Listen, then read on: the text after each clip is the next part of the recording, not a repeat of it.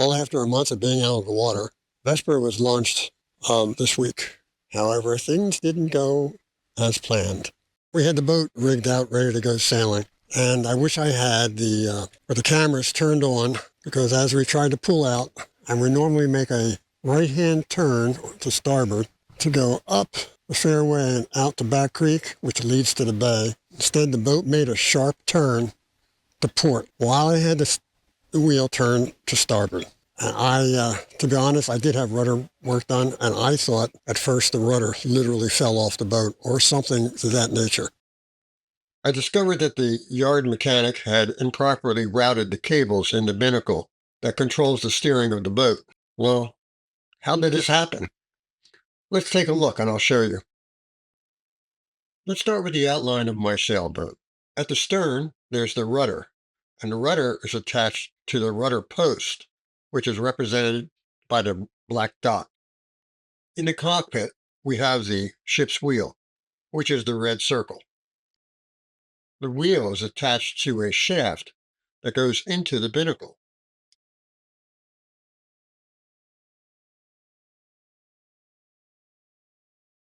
Inside the binnacle, there is a sprocket wheel on the same shaft.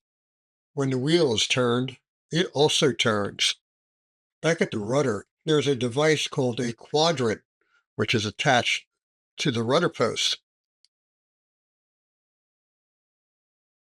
Back in the binnacle, there's a piece of chain, actually it looks like a bicycle chain, that wraps over the sprocket wheel. Then below deck, between the wheel and the rudder, there are a pair of idler pulleys, which redirect the cable from the binnacle back to the steering quadrant. Finally, connecting it all are the cables, which run from the chain that goes around the sprocket at the binnacle, through the idler pulleys, and then on to the quadrant. Cables on the left, cables on the right. Makes sense, right? You would think turning the wheel to the right would make the boat turn to starboard. But this is a wrong setup. This will actually make the boat turn in the opposite direction. Let me show you. If the cables are arranged as shown, and you turn the wheel to starboard, the cable runs out along the starboard side back to the quadrant. On the port side, the cable is pulled up toward the wheel. This turns the rudder into a configuration that will make the boat turn to port.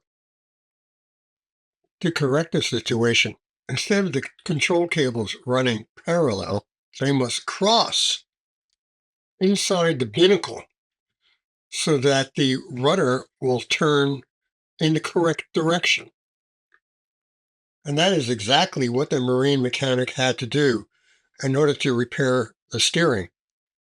Now, with the cables crossed inside the binnacle, when I turned the wheel to starboard, the cable was let out to the port side of the quadrant and pulled in from the starboard side of the quadrant toward the wheel.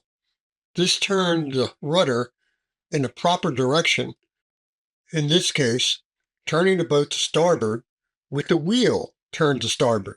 And this works properly when the wheel is turned to port, too. The steering problem wasn't discovered until the weekend. And of course, now we had to wait till Monday for the marine mechanic to come back to the boat and correct his mistake.